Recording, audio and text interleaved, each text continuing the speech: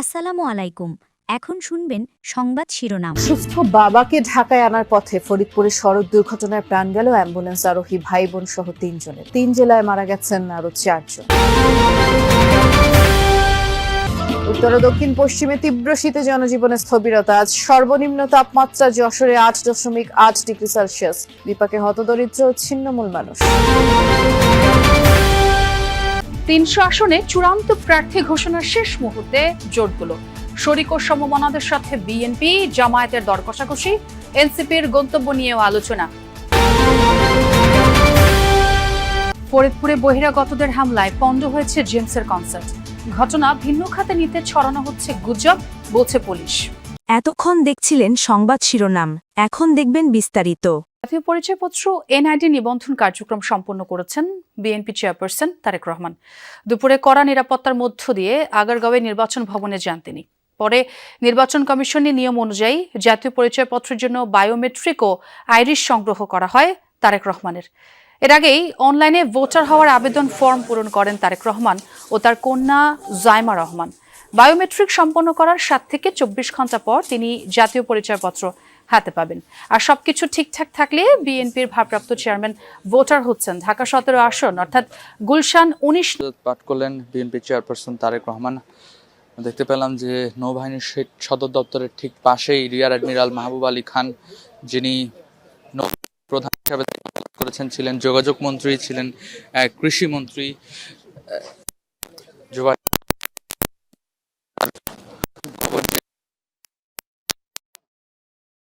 তার নিরাপত্তারক্ষীদের সাথে তিনি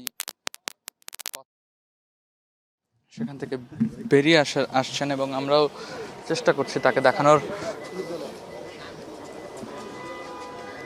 দোয়া মোনাজাত শেষে কিন্তু হাত নাড়িয়ে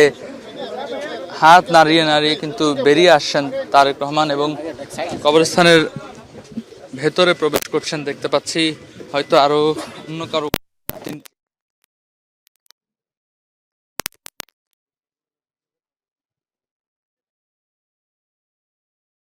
শেষে তিনি এসেছেন নৌবাহিনীর সদর দপ্তরে।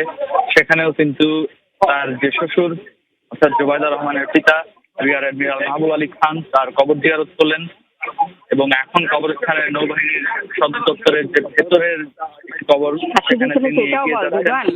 একটি কবর, সেখানে তিনি এগিয়ে যাচ্ছেন। আমরা দেখতে পাচ্ছি যে সেই কবরস্থানের দিকে তিনি এগিয়ে যাচ্ছেন।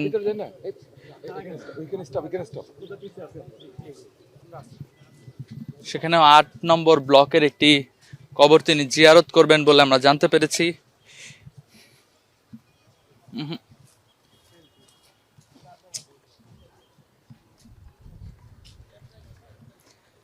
দেখতে পাচ্ছেন মূলত নির্বাচন কমিশনার অফিস থেকে সরাসরি বনানী কবরস্থানের দিকে এসেছেন বিএনপি ভারপ্রাপ্ত চেয়ারম্যান এবং তারপর সেখান থেকে আরাফাত রহমান কোকোর কবর জিয়ারত করে তিনি কিন্তু এই নৌবাহিনীর সদর দপ্তরের ভেতরে যে কবরস্থান সেখানে প্রবেশ করেছেন এবং সেখানে তার শ্বশুর রিয়ার অ্যাডমিরাল মাহবুব আলী খানের কবর জিয়ারত করেন।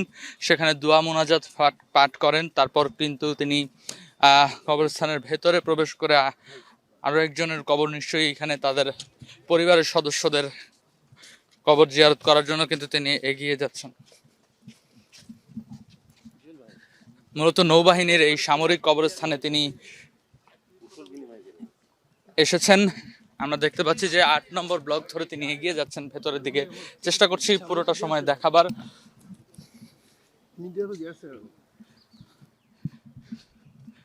মূলত এই সামরিক কবরস্থানে যে একটি স্মৃতি ফলক রয়েছে, সেই ফলকের সামনে তিনি দাঁড়িয়েছেন, অর্থাৎ যারা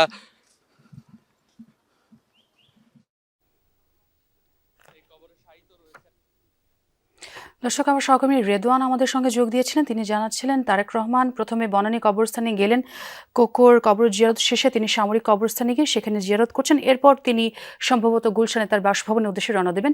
সেই আপডেট অবশ্যই আমরা জানাবো। তবে তার সঙ্গে কথা বলতে বলতে আমার সহকর্মী বিথি আমাদের সঙ্গে যোগ দিয়েছেন, নির্বাচন ভবনে আছেন তিনি। বিথি, শুনতে পাচ্ছেন নিশ্চয়ই? তারেক রহমান তো বায়োমেট্রিক দিয়ে গেলেন এবং সম্ভবত 7 থেকে 24 ঘন্টা পর তিনি জাতীয় পরিচয়পত্র হাতে পাবেন। এরপর এখন কি কি অবস্থা দেখছেন নির্বাচন কমিশন ভবনে, সেই আপডেটটা একটু জানাবেন।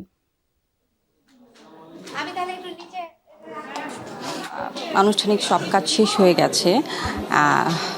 বলা হয়েছিল যে সর্বোচ্চ 24 ঘন্টার মধ্যে এনএডি তিনি হাতে পাবেন। যদিও 24 ঘন্টা লাগবে না, সচিব যেমনটি জানিয়েছেন যে আজকের মধ্যেই তিনি এনএডি হাতে পেয়ে যাবেন, অর্থাৎ এনএডি কাজ শেষ হয়ে যাবে।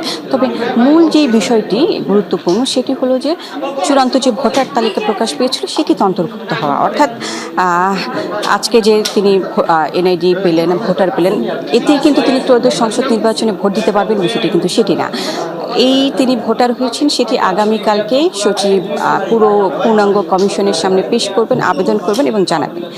পুরো কমিশন সিদ্ধান্ত নেবে যে তাকে চূড়ান্ত যে ভোটার তালিকা আছে সেখানে তাকে অন্তর্ভুক্ত করবে কি না। কমিশন এখানে দুইভাবে সিদ্ধান্ত দিতে পারে, যেহেতু সময় খুব বেশি নেই, 29 তারিখ মনোনয়নপত্র জমা দেওয়ার শেষ তারিখ। একটি হচ্ছে কমিশন সভা বসে সিদ্ধান্ত নিতে পারে, এটি হচ্ছে মতি সম্মতি, অর্থাৎ কমিশন সভার সেখানে প্রয়োজন হবে না। এই কালকে সচিব জানিয়েছেন আবেদন কালকে এই বিষয়টি সম্পূর্ণ পরিষ্কার হয়ে যাবে। যতটুকু আমি জানতে পেরেছি যে তাকে ভোটার তালিকায় কালকের মধ্যে তিনি হয়তো অন্তর্ভুক্ত হয়ে যেতে পারেন। আর আরেকটি বিষয় হচ্ছে ভোটার তালিকা অন্তর্ভুক্ত হয়ে যাওয়ার পর নির্বাচন কমিশনের পক্ষ থেকে আরেকটি সম্পূরক ভোটার তালিকা প্রকাশ করতে হবে, যেহেতু তার নামটি অন্তর্ভুক্ত তাকে এবং তার মেয়ে জাইমা রহমান দুজনের নাম অন্তর্ভুক্ত করা হয়েছে। এবং তার পরপরই তিনি যে আসন থেকে ভোটার হবেন, নির্বাচনে দাঁড়াবেন, সেই আসনে রিটার্নিং কর্মকর্তার কাছে তার যে ভোটার নাম্বারটি আছে সেই ভোটার নাম্বারটি রিটার্নিং কর্মকর্তার কাছে দিয়ে মনোনয়ন ফর্ম তুলবেন এবং মনোনয়নপত্রটা জমা দিবেন। এইটি হচ্ছে এখনকার মতো প্রসিডিউর। তবে আগামীকালকে নাগাদ বোঝা যাচ্ছে যে মানে আমরা বুঝতেই পারছি যে আগামীকালকে নাগাদ তিনি ভোটার তালিকায় অন্তর্ভুক্ত হয়ে যাবেন। জাইমা রহমান, অনেক ধন্যবাদ বিথি যোগ দেওয়ার জন্য। এর আগে ইনকিলাব মঞ্চের মুখপাত্র শরীফ ওসমান হাদির কবর জিয়ারত করেন বিএনপির ভারপ্রাপ্ত চেয়ারম্যান তারেক রহমান। সেখানে প্রবেশের পর তাকে ফুলেল অভ্যর্থনা জানানো হয়। এরপরই জাতীয় কবি কাজী নজরুল ইসলামের সমাধিতে পুষ্পস্তবক অর্পণের মাধ্যমে শ্রদ্ধা নিবেদন করেন বিএনপির ভারপ্রাপ্ত চেয়ারম্যান। এর আগে জাতীয় কবির কবর জিয়ারত করেন তিনি। এ সময় 1 মিনিট নীরবে দাঁড়িয়ে কবির প্রতি গভীর শ্রদ্ধা জানান তিনি। এর আগে ঢাকা বিশ্ববিদ্যালয় এলাকায় বিএনপির ভারপ্রাপ্ত চেয়ারম্যানের গাড়িবহরকে স্বাগত জানায় ছাত্রদলের বিপুল সংখ্যক নেতাকর্মী। ঢাকা বিশ্ববিদ্যালয়ে ভিসি স্বাগত জানান তারেক রহমানকে। ওসমান হাদির কবর জিয়ারতে আনুষ্ঠানিকতা শেষে বের হবার পথে বিশ্ববিদ্যালয় থেকে শাহবাগ মোড় হয়ে পথে পথে নেতাকর্মীদের অভিনন্দন গ্রহণ করেন তারেক রহমান। তিনিও গাড়ি থেকে হাত নেড়ে শুভেচ্ছা জানান সবাইকে। বিকেলে এভারকেয়ার হাসপাতালে চিকিৎসাধীন মা বেগম খালেদা জিয়াকে দেখতে যাবেন তারেক রহমান।